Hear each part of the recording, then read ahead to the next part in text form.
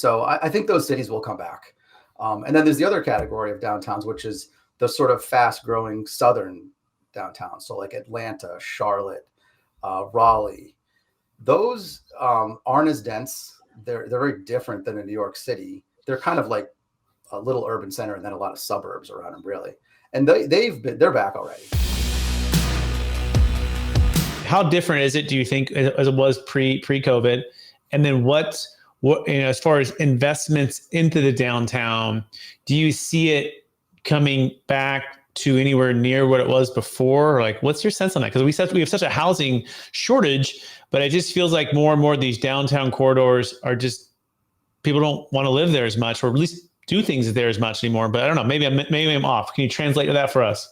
Yeah, so I kind of see that as two different downtowns, right? There's the older downtowns that have more of a density. So like I'm in Boston, this is an older downtown, New York, San Francisco, where those downtowns are like the epicenter of the area. And I think what's driving, those being slow right now is back to office.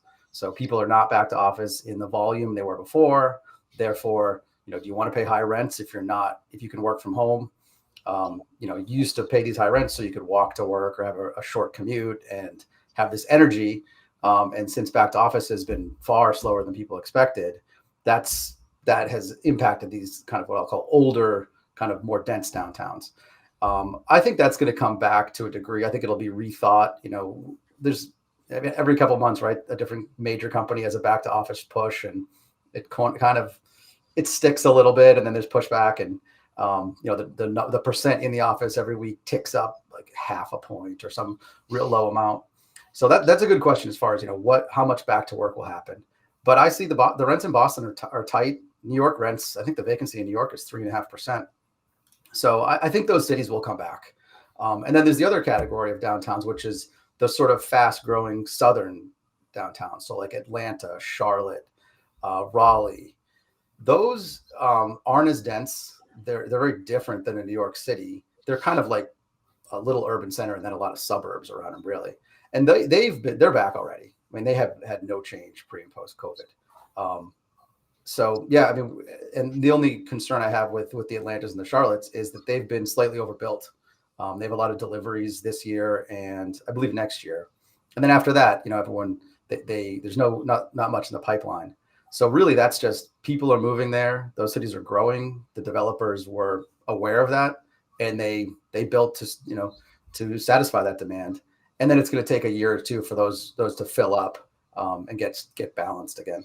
You nailed it. You translated really well on that, right? That was really key. The old and the new downtown and where it's going and how they're going to reinvent it. And you're right. I think they always do eventually come back. It's not going to be back the way we would think it would be. And it might not be in the timing that we think it would be. But it will. It'll come back. I mean, those places are really amazing. Go ahead. I think what COVID showed us is that everything's just slower than people expect, right? I mean, we all thought we were going to be back to normal in 6 months, and then it took 3 years. And then, people thought interest rates were going to start ticking down at the end of last year, and it's going to happen. But when is the big question? And it seems like in the last 5 years, everyone's learned that things just take longer when they're at this societal level to change.